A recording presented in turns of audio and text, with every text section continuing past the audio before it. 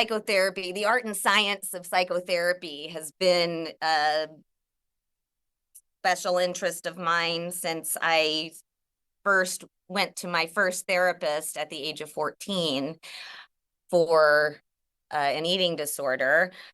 And through that experience, which I really accredited the therapy I had, the psychologist I met with that supported me through a really challenging time in my life, all through high school, like kind of gave me that impetus and idea of this is something that I want to do with my own life. And so essentially, it's hard for me to even imagine a context of a life without therapy because it's been such an integral part of my own personal experience trying to figure out how to be a quote unquote well-adjusted human being while also professionally studying and training to be of service in a therapeutic way. And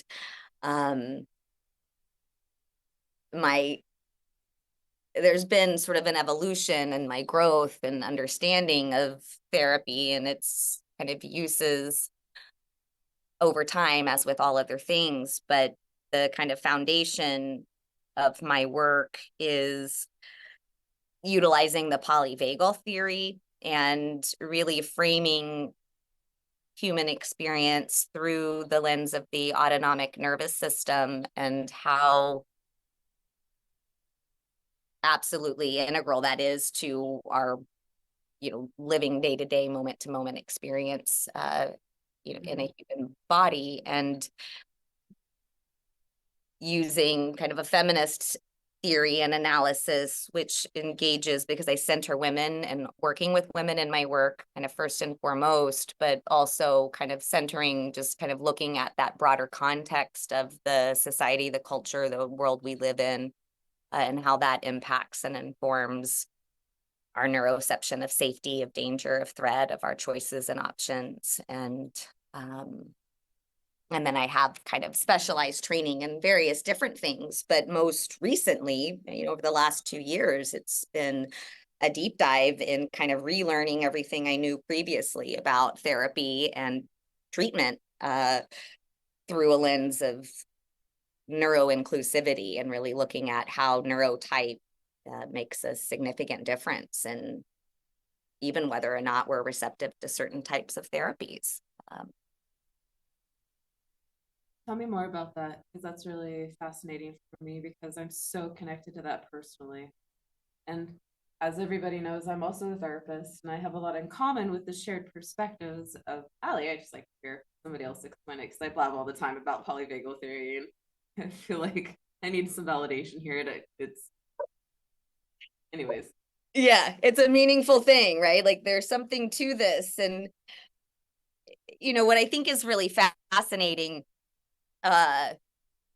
because my, area of professional expertise ultimately, ended up being very deeply invested in the trauma world, just through virtue of the communities that I originally started working with, which was primarily, adolescents within the, kind of had been institutionalized or kind of part of the system in some way, whether it be foster care or out of probation, just very high acuity population of teens. And it's kind of, okay, this is trauma field everywhere, but there wasn't actually much about trauma learned or spoken about in my graduate program, which I attended like 2001 to 2004, 2002 to 2004.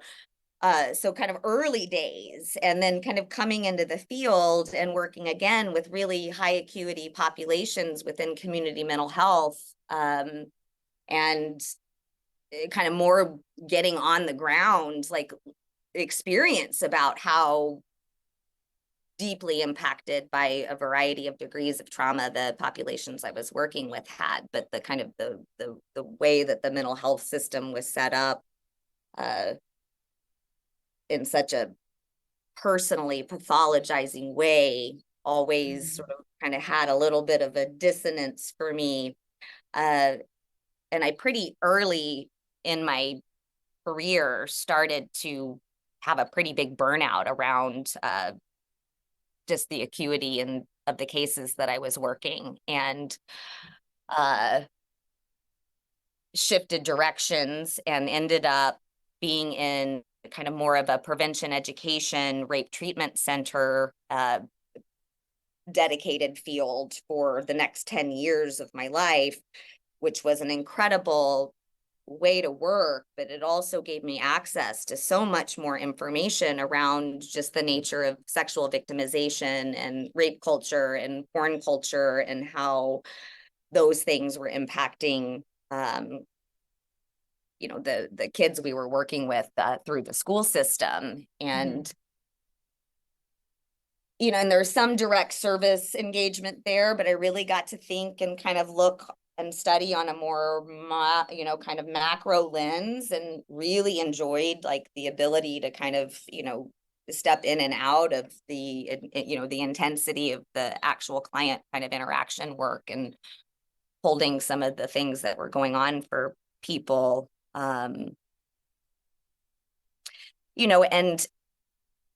And in the interim in my own life, continuing to seek treatment and therapy and trying to work out and understand and resolve where I kept getting very, trapped in my own addictive patterns. And so much of that was spurred through very unhealthy relationship dynamics. And, Mhm. so there started to be a really big kind of divide, where what I was going through in the inside and my own personal life really started to interact and interface with what I was doing, through my work around violence prevention and, sexual trauma and domestic violence and men's violence against women specifically, and just the harms, you know, abuse. And, ended up what I can now understand, what I then framed as having like a total, breakdown. Now I frame as like a complete autistic, meltdown, shutdown, and collapse that lasted many years, but it was the impetus for me getting into my own recovery. And here's, kind of looping back to kind of where treatments weren't effective. Uh, you know, I've been, a therapy client for a great majority of my life. And it was only through my own exposure to the idea, or even someone even questioning whether or not I might have a neurodifference. Uh, and neurotype matters. It's like neurotype is the whole, the wiring of our nervous system, the way that we process, sense, view, take in, understand, interact, kind of with the Mhm. world. And to, go through life engaging in a variety of, really important treatments, like a lot of the treatments were effective in kind of treating the various sort of, you know, manifestations of some of the common co-occurring, challenges that an undiagnosed ADHD or autistic person might have, like, eating disorders, substance abuse addiction, um, Mhm. a lot of, impulsivity, you know, Mhm. interactions with, really risky peers, and, a lot of victimization experiences that I couldn't understand. Big differential between kind of my like book smarts and my street smarts. Uh, and kind of beginning, through therapy to start to attribute some of the things that I was really challenged with as being, a problem with addiction, or a problem with my self-esteem, or a problem with, you know, the behavioral piece, Mhm. which never honestly resolved until I realized that there was something else going on for me. And I could really dial into understanding kind of, what I needed to stay in my zone of, ventral, vagal, safe and, connected and, engaged, like, my regulated nervous system state, like what a trip and what a long, it's like to quote the Grateful Dead, it's like what a long, strange trip it is, and when you have the Yep. autistic kind of knowledge, it's like I can even look back, like, I have done nothing but drink sparkling water since I got sober in 2017. It is like, it's like drink regular water. No, like I travel with like an 8 pack of my sparkling water because I can't be without it.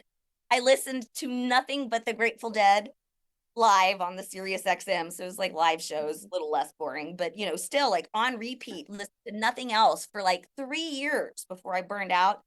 It Right. just he's like, and it because it was like, this anchor, anchor, and there's some flags in some of this stuff, right? And I think I I find do. it fascinating clinically to in my work with people to have this viewpoint because I can't help but start to see some of the similarities. And a lot of us have, different, but a lot of us have similar experiences, especially this kind of insides not matching the outsides and just like this chronic dysregulation. Like I don't think I ever knew what it was to not be dysregulated Yep. to some degree, right? Yeah, I mean, I'm on in the same exact boat. I have the my biggest self-soothing thing with the, as we call it in the therapy world, is with metal music, and it always is what gets me back on track. And everyone's like, how can you listen to such aggressive and violent lyrics? I'm like, research shows that it makes you calmer, and I will quote the article every time because it does for some people. But Yep. yeah, yeah, it's all about the sensory stuff and the ability to understand where you need more support, and that it's okay to do the things that you do, and you don't have to be just like everybody else or shamed into fitting in and masking, and it's exhausting to do that. And you can also learn how to take those behaviors that do interrupt your social life and do something different with them. Yeah. Yes. Yeah. Just even that kind of, yeah, like there's something I think that for me, and possibly it's hard to gauge because my identification as neurodifferent has also come like in my, started in my early 40s, which has also been a significant transitional life portal, which I think also has a lot to do with the hormonal cycles and the influence, like, certainly in my own experience, like looking back through an autistic ADHD undiagnosed female lens, like onset of menstruation was the onset of, what my diagnosis was, like major depressive disorder, but it was like there was something Mm-hmm. significant that changed for me. And that's the piece, like kind of the missing piece is that there was a significant change, like major, unheretofore, you know, even comprehensible change in my own body, and like really struggling with how to adapt to that. And then really struggling, like kind of, if I track through, it's like,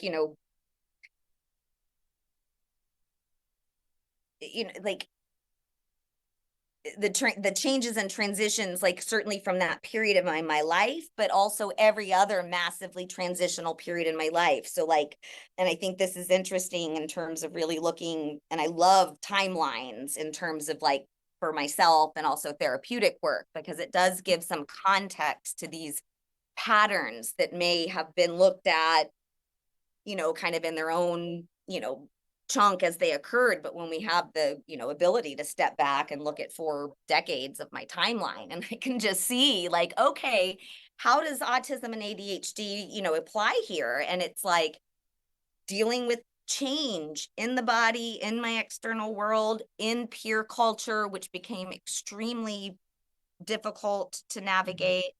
Um, and then going through a phase, which I think also contributed to some degree to that kind of breakdown period, was, this kind of beginning of perimenopause, and like really struggling on, on a inside level to manage all the other things that were getting increasingly chaotic and hard to manage, that didn't have everything to do with addiction. It's like that there was some unmanageability about the amount of things that I was expected to somehow be able to navigate with ease.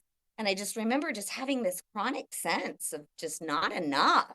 Like, just no matter what I do, how hard I try, I never feel smart enough, pretty enough, good enough. Why can't I do it with ease the way my colleagues do? It must be my trauma. What else can I do to fix myself? Must not be healed yet, and then just the recognition of how actually truly sensitive I am, not in a kind of a negative way, like you're too sensitive, but that I truly am a very sensitive being and feel things deeply. And I think this is important too, just like the silly myths, like the damaging myths around, autistics not being empathic really, like really is so damaging, because some people will rule out like an autism being a possibility because they seem to care too much. But, it's like, contrary to popular opinion, it's like empathy is, shows up in like kind of a variety of different types. And there is a strong relationship with that, like hyper, like affective, emotional, somatic, like feeling deeply kind of the pain, suffering, maybe joy of others, even in conceptually in the world. Ooh, like deep feelers, but also like how much feelings can be complex, overwhelming jumble of feeling, sensations that are quite difficult to hold and manage and navigate. It's just it's a lot. I think I maybe lost the thread at some point in that discussion, but trying to think if there was a point to since come back to. But I think, one of the things I've been dialing into lately that does kind of track to this, like, the sensory overwhelm parts that weren't in my awareness as being like a something that actually made me different than others. Like sensitivity to lights, Oh my gosh, yeah. it's like challenging, like the, certain noises, and how my nervous system would get really reactive to, certain sounds, like startle response, and then like needing to, so I'm playing with something here because I have to be moving. Like there's something about the stimming, and it was always I think one of my earliest memories, and I'm not embarrassed to admit this because I was a child and we can't be embarrassed about our child selves, but like one of my earliest memories was like with my feet in my mouth as a child.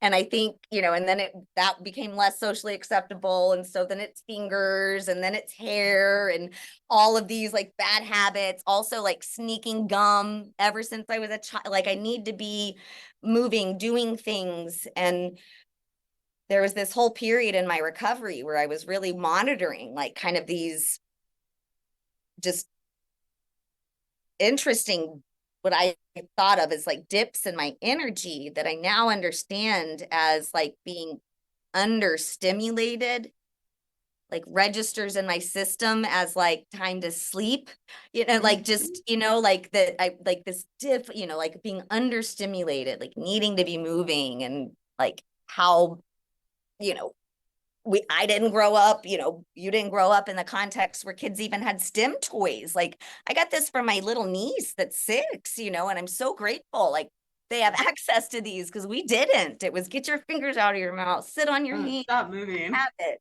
right? Be quiet. Sit still. And Gosh.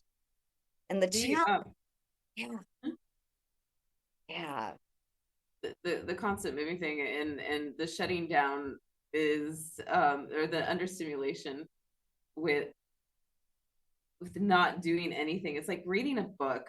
I'll read maybe a couple of pages if I'm lucky, and then I'm just out like a narcoleptic. I'm just snoozing. I can never read books. I have to hear it in audio, and like overhead lights drive me crazy. It always makes me feel like I'm being interrogated. totally. The funny little things that you just don't catch or that individuals don't normally think about. It's like, why am I tuning in on the fact that my dog is so loud when it's cleaning itself, and that is so just disturbing on the 10th degree. I just don't understand, why can I not live my life while the dog is doing that? People don't get it. They don't totally. Dude, for me, it's radio commercials. It's like, it's like if Oh there's God. like, it's like, oh, like the voice, the cadence, the tone, the switch. It's like, oh, I just like can't. Uh, which is also interesting because when I was studying polyvagal theory, pre-diet, pre-identification with or even learning anything, it's like it'd been a long time since I'd studied about autism. And there was always an assumption from my perspective that you would be identified in childhood, that you would have gotten referred to your regional center or whatever, and received supports. Like, and so it was never even in consideration about, and I think about a lot of different clients through the years that would have benefited from a kind of an assessment, evaluation, and identification, because I do think it was the missing piece. Mm-hmm. Uh, where was I going to go with that? It just makes everything okay because it makes it make sense. And I Yeah. think at the end of the day, that's what really was the biggest part of my healing from everything, because it is traumatic, because you don't understand the world and you are constantly striving to fit in and belong to it and understand it. And it's like this big mystery. Mhm. So, Yeah, that's exactly it. Uh, like there's so much, I mean, it's like I love books and you can kind of track my, variety of interests. It's like I got a whole sci-fi section and then that phases out and then it's like something, it's like nothing but epic fantasy. And then it's like, it's like I've got all these different books, but it's like so much is, and a lot of psychology books, of course, but like, yeah, trying to understand or trying to like, create a different world that maybe makes a little more sense because the one I'm in certainly doesn't. And, and that's still true. Uh, but I make sense to myself, right. and like that's like, and I've been able, oh, I think I was going to have something about like just, I'm so grateful that I made it, like, to the time that I did. It's like there's a lot of trials and tribulations that I recognize many people do not make it out of, uh, Mm-hmm. intact or with a viable, future at all. And it's like, it just profoundly affects me, like just thinking about what might have been different had I known early on my brain and my way of kind of experiencing and being in the world, uh,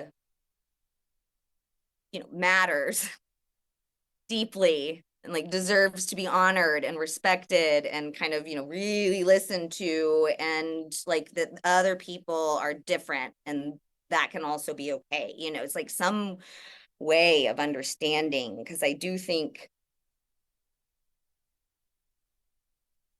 not having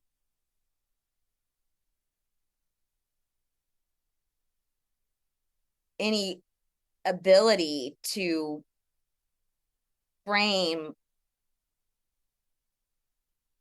why my experiences, especially and relationally, and in the realm of navigating relationships, were so difficult.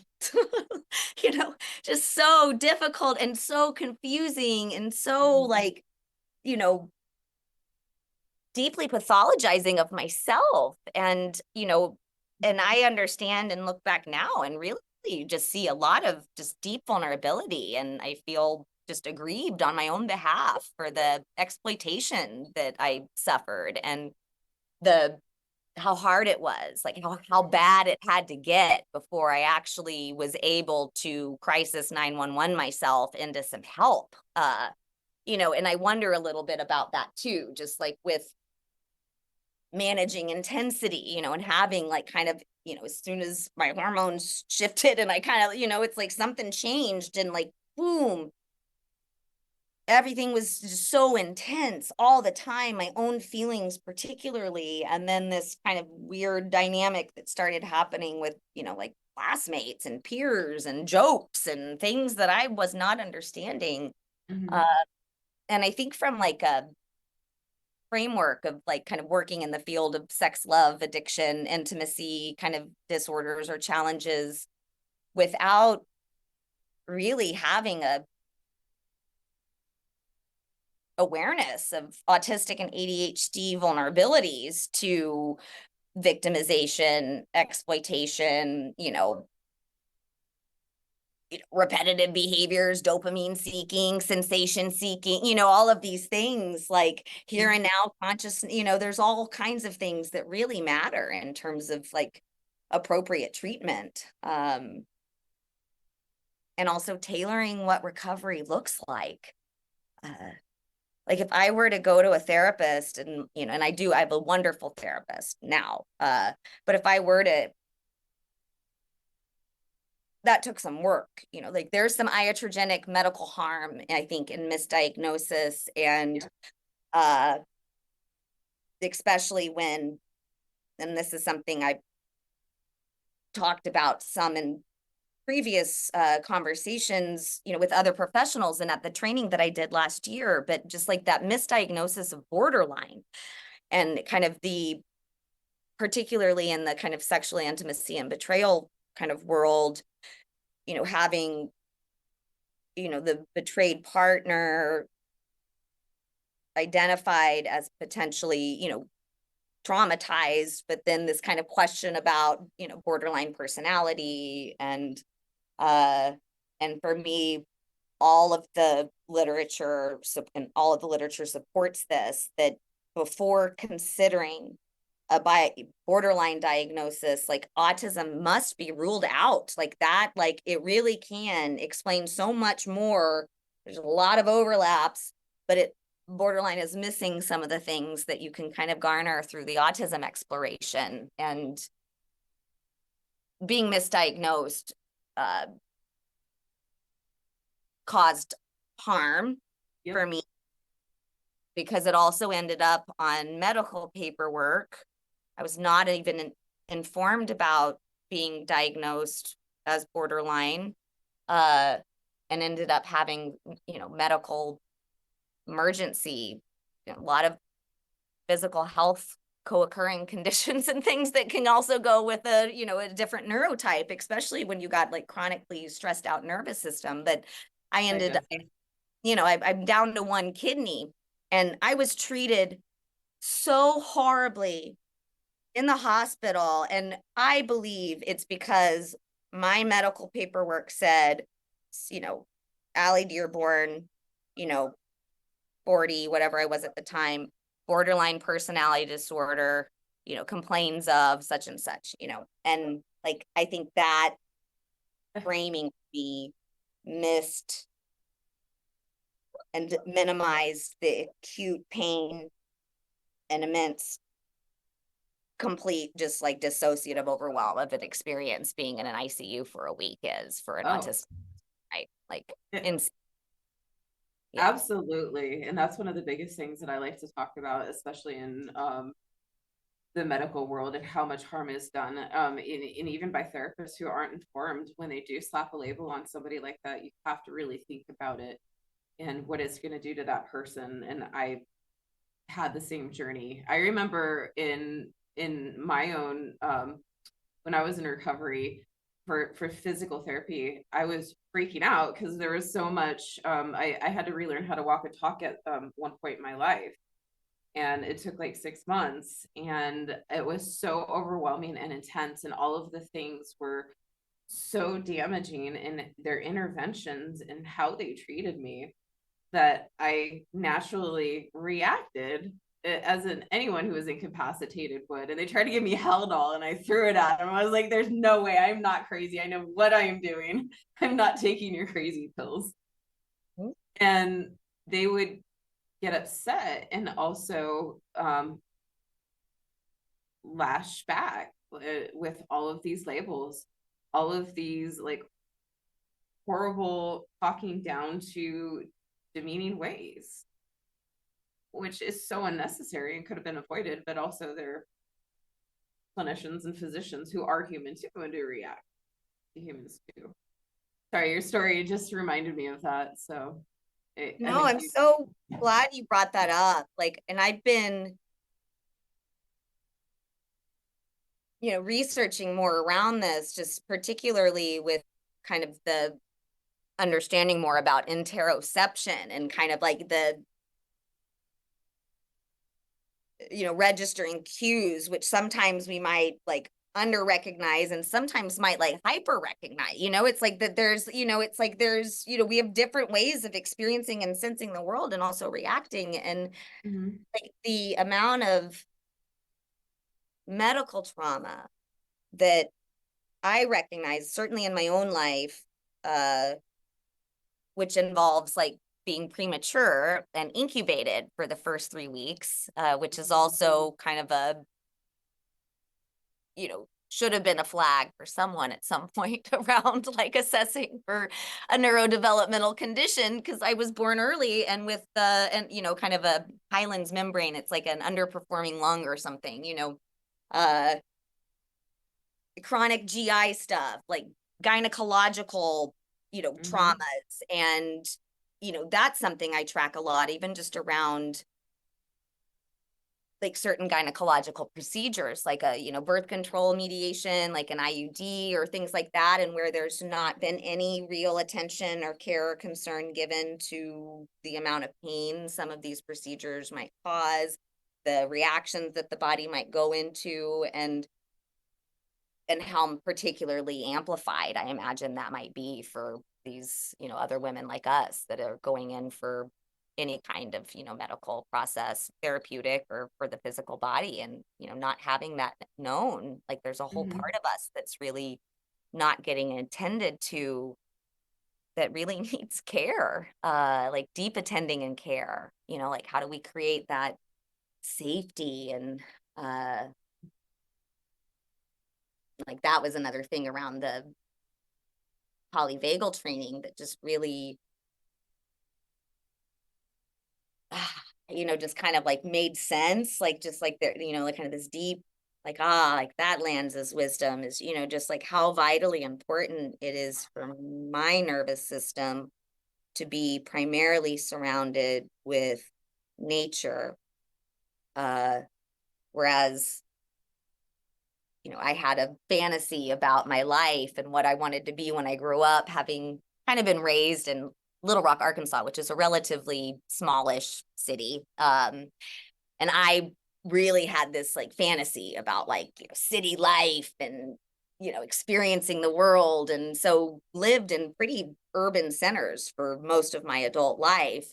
And like when I recognize now, having stepped out of that, like living in a very remote area of the country at this point, it's like, you know, 30 minutes to the nearest grocery store. And it's like, you know what I mean? It's like, I like living this way because it's quiet Yep. and my nervous system just has a whole different experience of peace. And like, visually, I see plants and I really love I spend copious amounts of time just like organizing my books. And, it's like I just have found, and all of these things, you know, I no longer view as being weird or like there's something wrong with me and I should be wanting to like date online. Like, no, it's just a solid no. Like, thank goodness. Like, no, No. like I'd much prefer to spend my time walking in the woods with my dog and like, finding moss to transplant to create a garden. It's like there's something about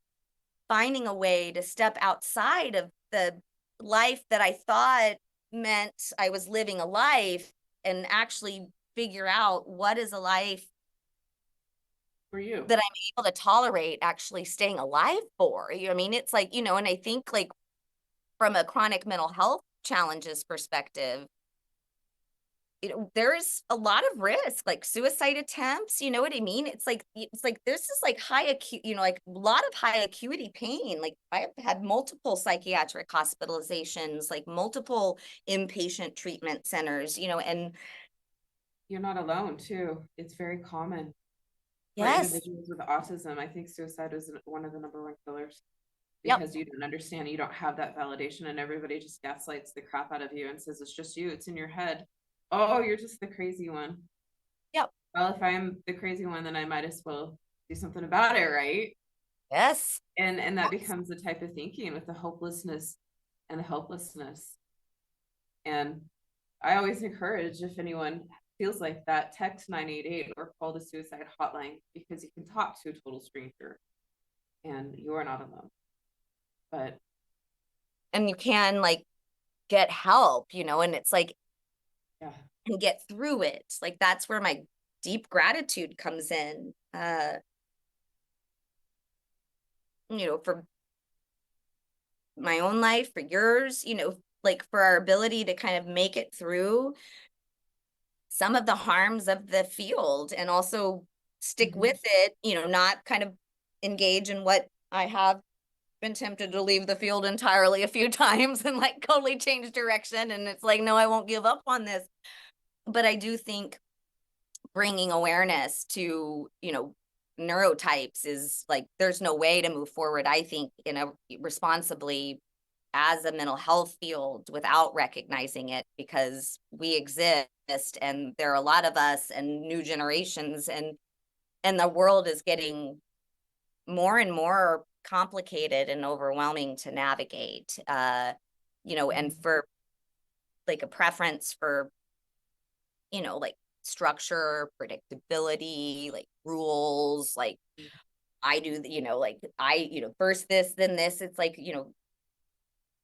we don't have a lot of the same, like we're living in a completely different unprecedented times, which is true anytime, but like seriously, like what especially our youth are navigating. And I choose not to work with young people in my own practice anymore. I only work with adults. Mm-hmm. And I prefer to work with single people, honestly, because the relational Mm-hmm. challenges are just so difficult that I'm most interested in like, can I help you have a beautiful relationship with yourself? Oh, It's like that I know how to do because I have done that. But when it yeah. comes to like the other side of things, it's like that's not my special interest. It's like, you know, I'm so like, I know this excellent LMFT I need to refer you to. Like, they're great. No way. I know what I would do, but that's probably not the best thing, you should do going forward. Intimacy disorders. yeah.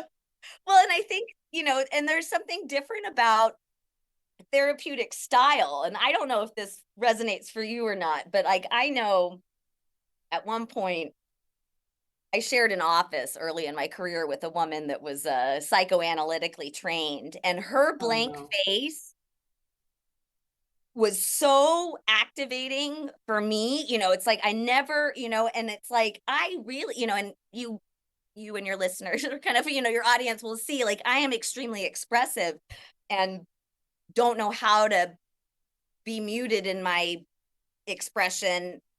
And so much of this too is like coordination of like the body language with spoken language. And how do I, there's all these things that I feel and know and sense on the inside, but how do I communicate it in a way that people will actually understand? It's like there's so many things. But in therapy, and some of this I think is by virtue of just being very committed as much as I can to unmasking in so many different aspects of my life, like, but so complicated. I think around just, yeah.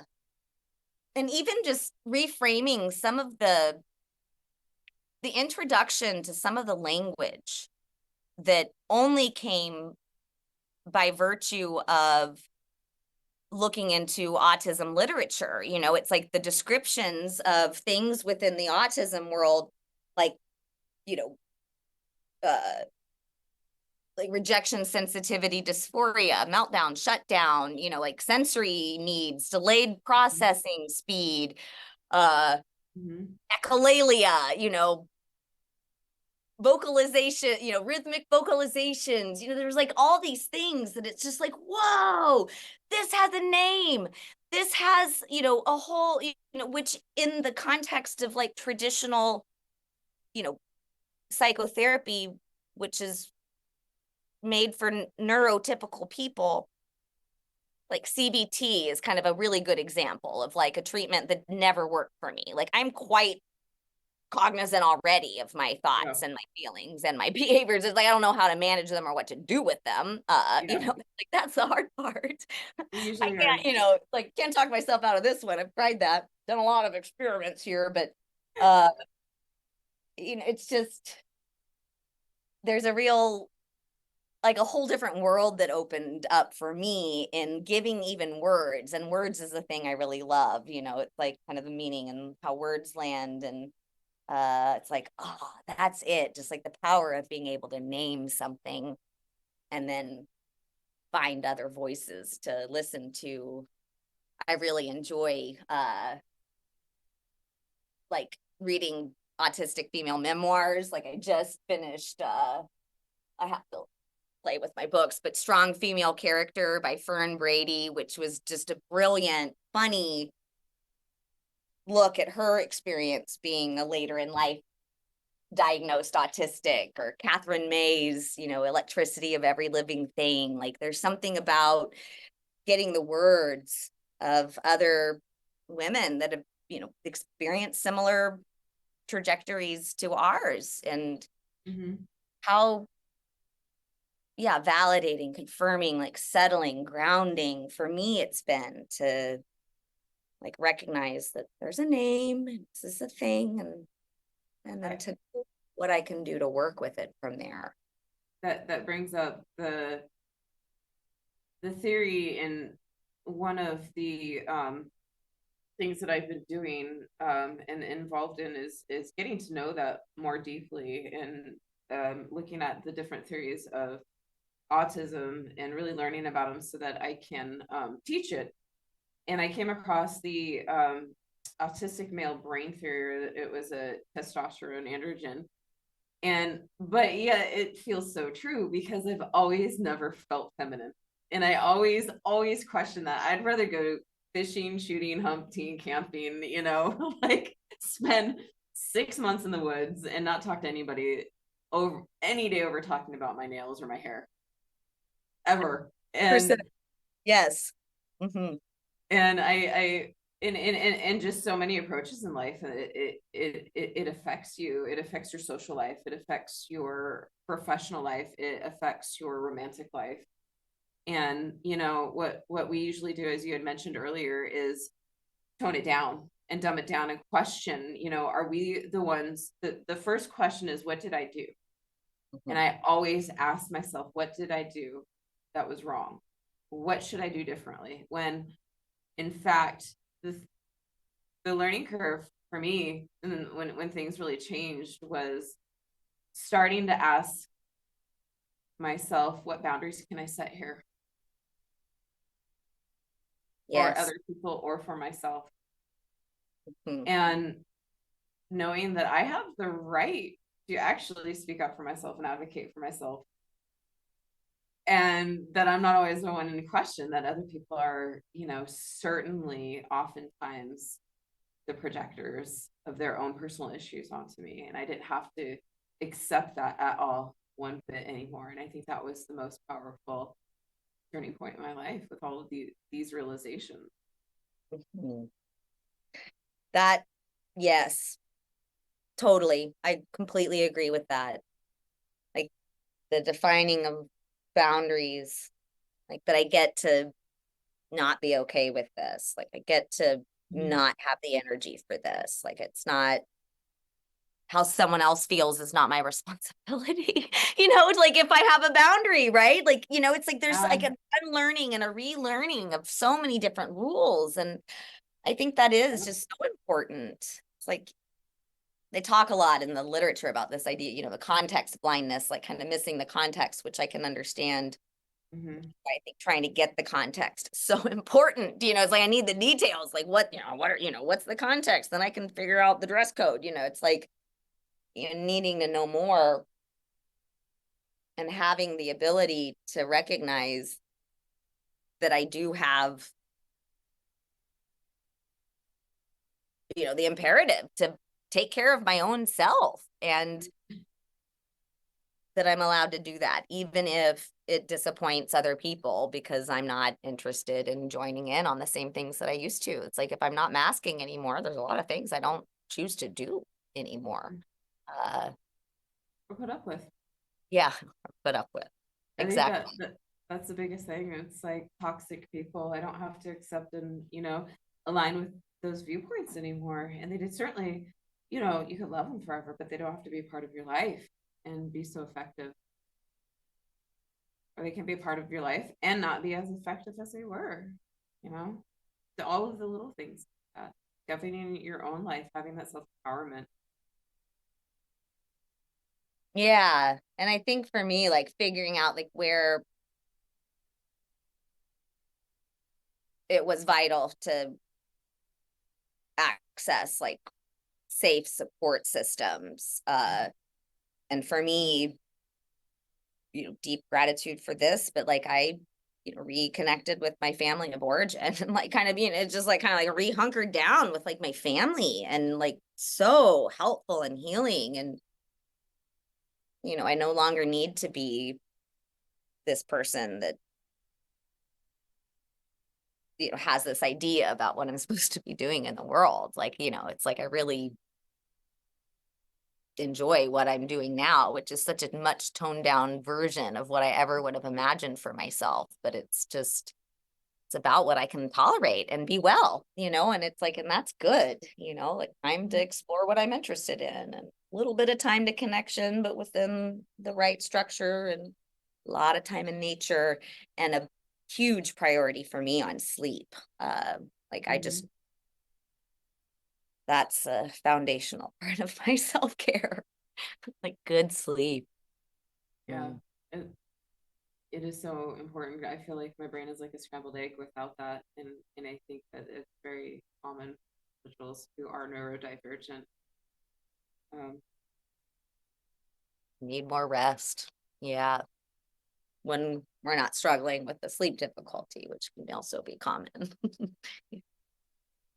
So, and I think and the reason why I wanted to talk about neurodiversity so much, and I'm really glad that we just ended up on this path today too, is making it okay to talk about it and making it more aware, because I can't tell you how many high functioning professionals I have had on my caseload that are doctors, that are lawyers, that are you typically don't find them in the more social settings. They're going to be more of the scientists, more of the engineers, more of the keep to themselves, but really like highly intellectual individuals will not talk about it at all, or even recognize it, because it's still so stigmatized and so misunderstood. But yeah, knowing that and being okay would solve so many problems, and it does for them once they really start to gain a good foundational understanding of what it is and how it manifests in their life.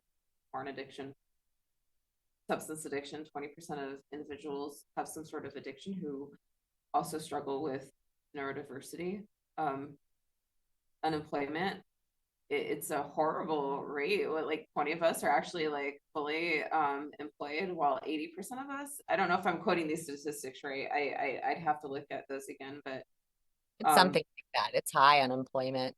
Yeah.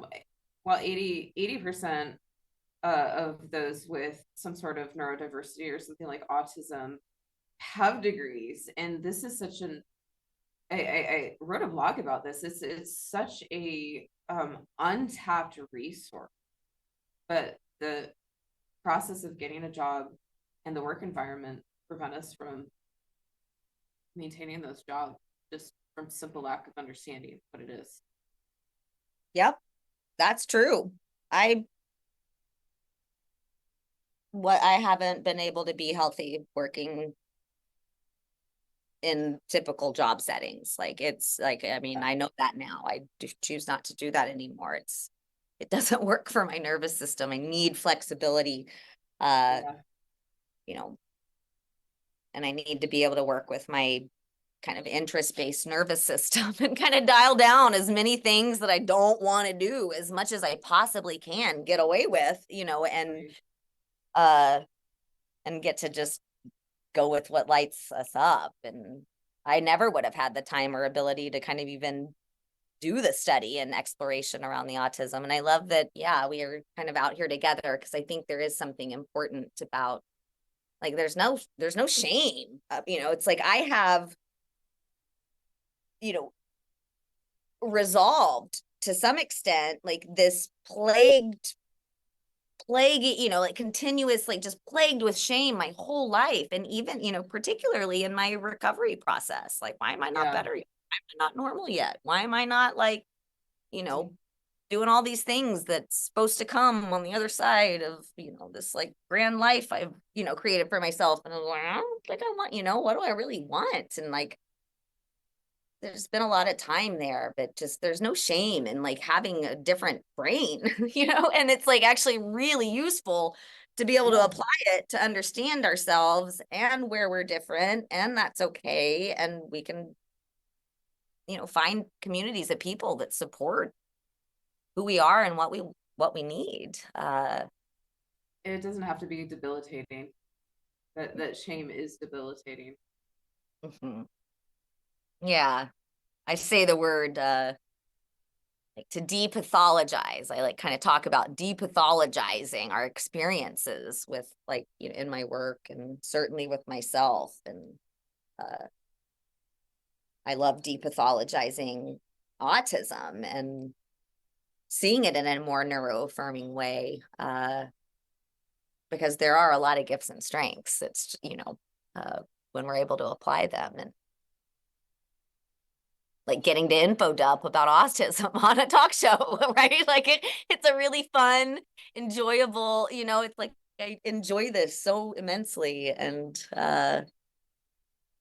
hope that some of what's, come out of this conversation here is useful to your listeners. And uh I think the best thing about it is nobody would ever, I have to tell people that I'm autistic. Nobody guesses. I mean, my business partner, who is also a fellow therapist and trained in everything, the day one, he was like, "You're not autistic." I was like, "Wow, you're really good." But he was like the only one who's ever like come out on the and outright like notice something like that. And everybody's like, "Really? You are?" And you learn how to adapt and function without having to mask all the time, in a genuine and authentic manner, and clear up, those perceived areas that were always difficult, and end up being just fine, normal at the end of the day. You just needed a little bit more understanding and support, not gaslit. Yes. Yeah. Trusting that inner voice, it's like getting reconnected with that. And what a gift that is. And knowing that your nervous system isn't always reality, that, oh, it's just freaking out right now. I'm totally fine sitting in, Subway eating lunch. There's nothing wrong. I feel like I'm dying, but no, we're okay. Like, just freaking out again. Here we go. Yeah, exactly. That's just getting a little sympathetic in my nervous system. It's okay. Yeah, totally. We go run a mile. We good after. Yeah, I did start initiating my bagel break exercises. Yeah. Oh, Regulating is key. yeah. Yeah.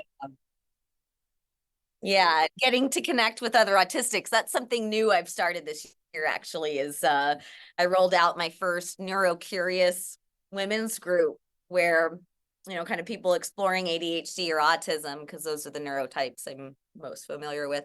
Uh, and it was lovely, and I'm looking forward to doing more of that because there is something about this, like, even if, like, oh yeah, that, I didn't experience that, but, just like the back and forth, like the discourse, the validation of being with others that have had similar inner experiences, because you know, for most of us, it's like it is like invisible, like it's an invisible condition, kind of, you Mhm. can't see my brain. Like I look on the outside like a normal person, but I sure feel like a whole different kind of being on the Oh inside. my God, that is the best part ever too, because everybody just assumes so much. I just talked about this actually on my radio show today.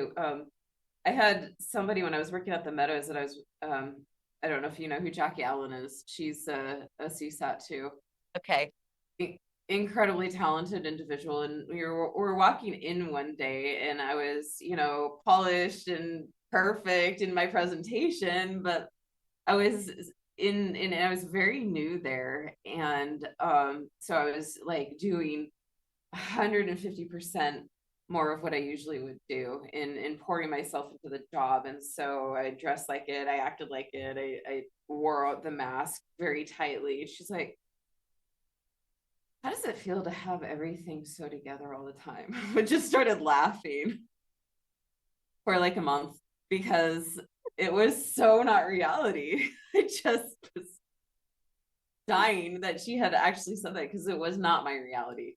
I was like, no, there's nothing together about this at all. Sorry, Yeah. something you had just reminded me, said something that reminded me of that.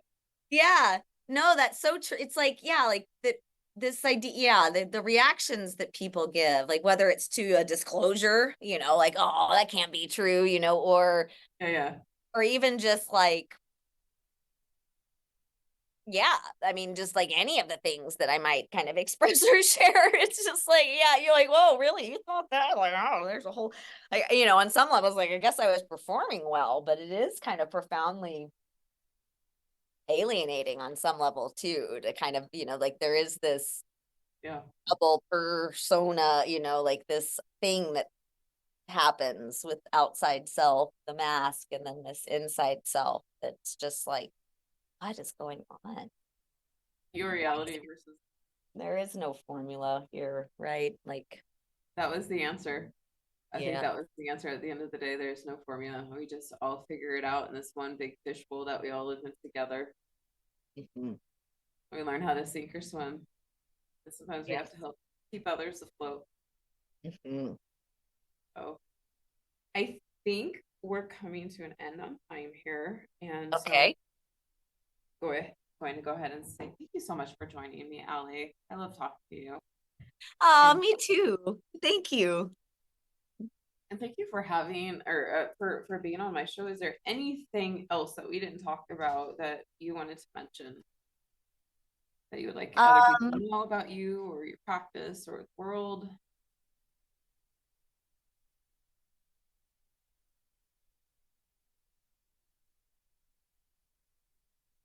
I'm so glad you can edit, because this is like the longest pause of all times. Yeah. I will edit it. Yeah, like let's edit that piece. Like let's make it, it's like wait, delayed processing. Anything I want to end with. I do that all the time. I really enjoy consulting with people that are interested in neuro differences, especially other clinicians.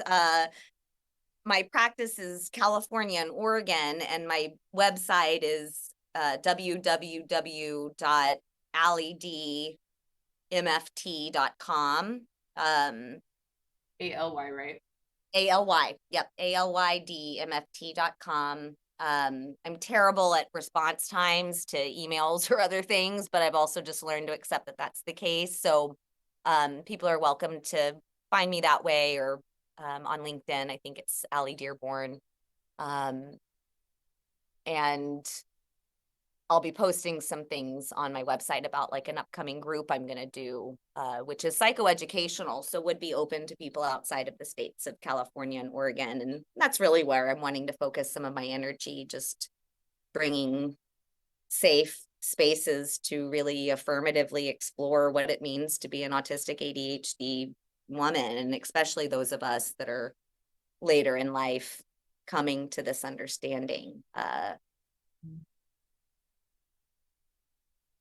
Yeah. So those are some thoughts, and I love having the opportunity to talk with other autistics, other clinicians, and thank you for giving me the opportunity to bring, some parts of my story to your audience, and also, more connection with you.